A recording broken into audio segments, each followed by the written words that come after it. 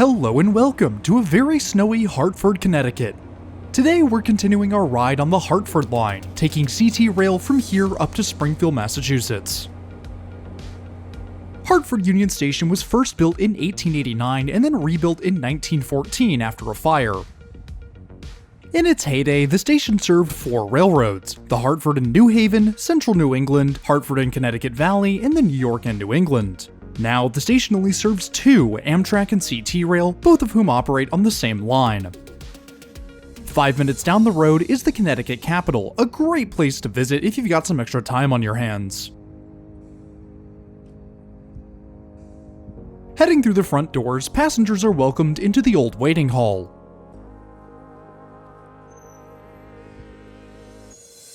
The old hall is beautiful. The vast space, in conjunction with the ornate crown molding and chandeliers, brings passengers back to the days when those first 4 railways operated in and out of Hartford. The hall is still technically a waiting area for the station, but the ends of the hall have been rented out to business tenants. The station proper is downstairs. It's a much smaller facility than I had expected, though there are ticket desks for Amtrak, CT Rail, Greyhound, and Peter Pan bus lines. Tickets for the Hartford line can be purchased online, on the train, or from the ticket machines found around the station. Our ride up to Springfield cost $6 one way. Adding that to the $7 it took to get here, a full ride on the Hartford line cost us $13 one way.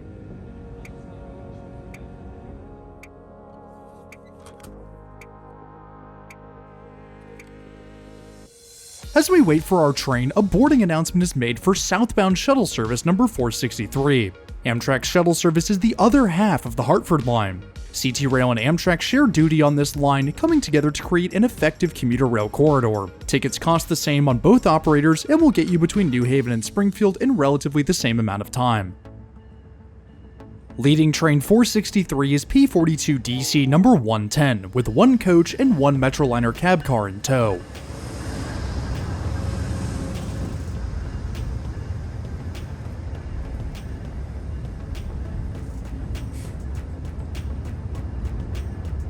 Completing its quick stop, train 463 carries on towards New Haven.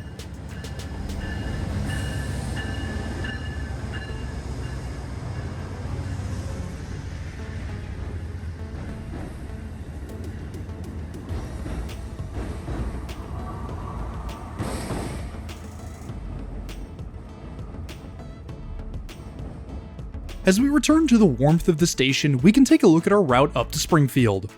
Departing Hartford, our train heads up the west bank of the Connecticut River. We pass through Windsor and Windsor locks before crossing the Connecticut via the Warehouse Point Railroad Bridge. Our train rides the east bank until the Massachusetts border, taking the straight shot past Longmeadow. We meet back up with the river one last time before we arrive at Springfield Union Station. We'll cover a total of 26 miles on our ride today, with a travel time of 46 minutes. We must once again brave the weather as our departure time arrives. Though we're standing on Platform 1, it's fairly clear that there was once a Platform 2. The track nearest the station building was removed by Amtrak in the 90s to reduce maintenance costs on the station. Additionally, the structure over which the tracks run was determined to no longer be strong enough to support 2 trains at once, so the track was removed as a safety concern.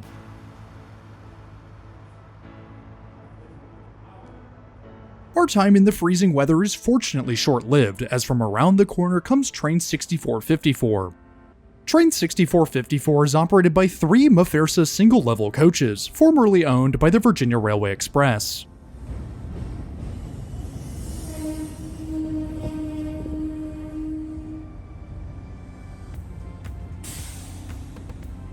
After the last passengers disembark, we can climb aboard. We find a seat near the front of the train and our CT Rail service departs, beginning our 46-minute ride north.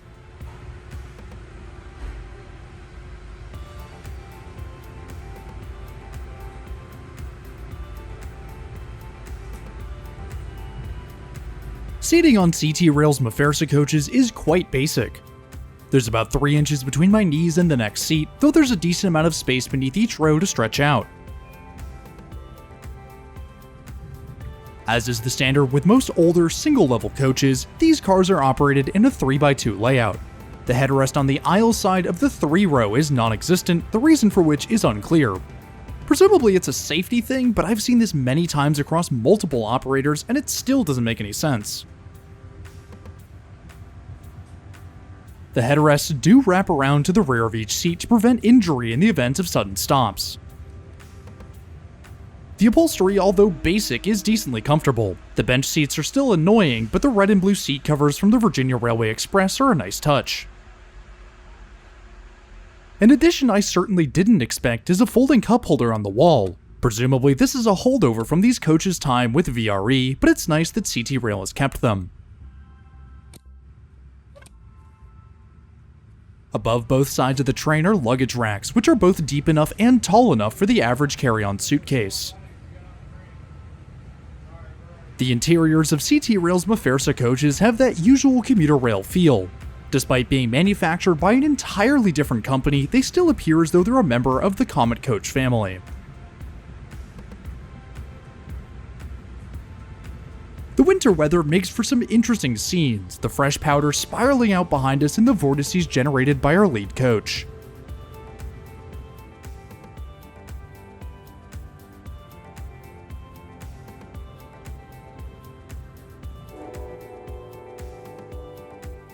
These coaches may be old, but the one thing that they don't have that many do is a filter over the front window, and you know what that means: cab views. Though the world has been shifted into monochrome from all the snow, it's still a fantastic ride as we wind our way up the Connecticut River.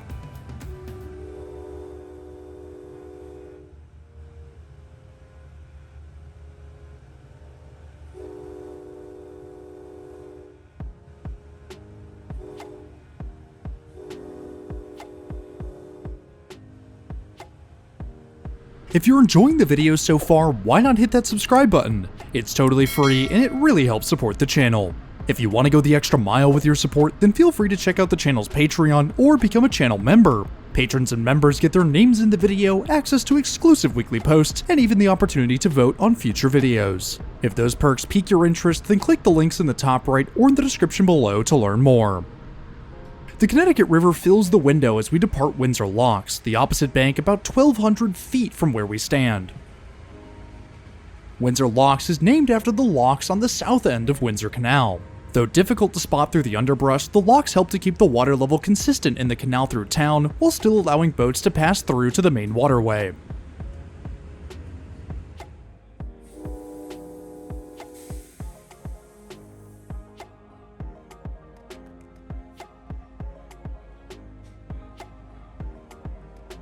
Past Windsor Locks, the tracks briefly head east to cross the Connecticut River via the Warehouse Point Railroad Bridge. The original span was built in 1843, though a replacement was built in 1865. Interestingly, that bridge was manufactured in sections in England and then shipped to the US where it was put into place. The 1865 bridge was rebuilt and double-tracked in 1903 to help increase capacity on the line. North of the bridge is Kings Island, the landmass dividing the Connecticut River in two for just under a mile.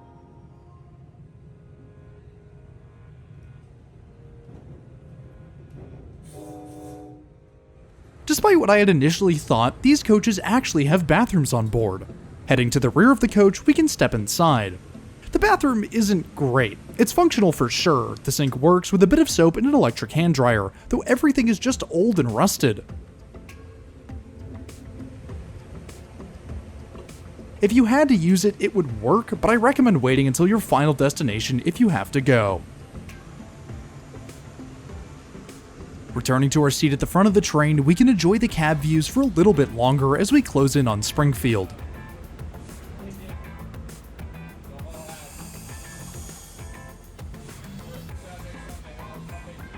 Additionally, the crew left the cab door open, which gives us a decent look at the controls for our train.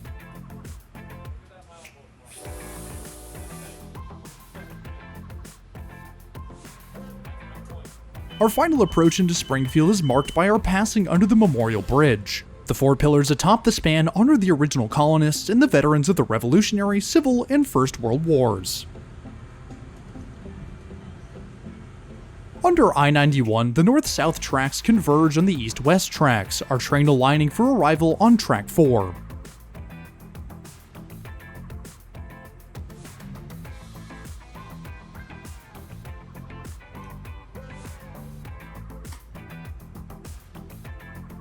Springfield is home to a virtual Railfan RailCam, the live view greeting us as we come to a stop.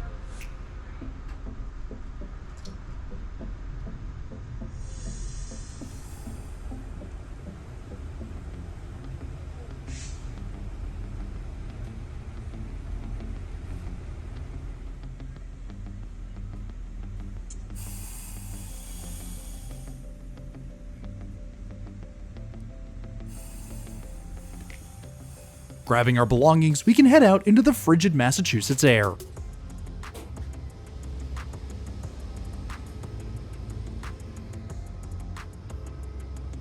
At the rear, now front of our train, is Locomotive 6697, the EMD GP40-3H, one of 6 owned by CT Rail. It's interesting to see what's typically considered a freight locomotive on a passenger rail service, but it's a nice change from the usual P42DCs. Heading down into the warmth of Springfield Union Station, we can bring today's video to a close. Next week, we'll be back in Los Angeles to take a ride on Metrolink's San Bernardino line from LA's Union Station to San Bernardino's Santa Fe Depot. If you're new around here, I would really appreciate it if you hit that subscribe button down below. It's totally free and it really helps support the channel. I also want to give a huge shout out and thank you to my patrons and channel members. Y'all are amazing and I cannot thank you enough for your incredible support. If you too want your name in the video or just want to support the channel in more ways than one, then head on over to the links in the description below. But anyways, that's all I have for today. Thanks for riding with me and I'll see you in the next one.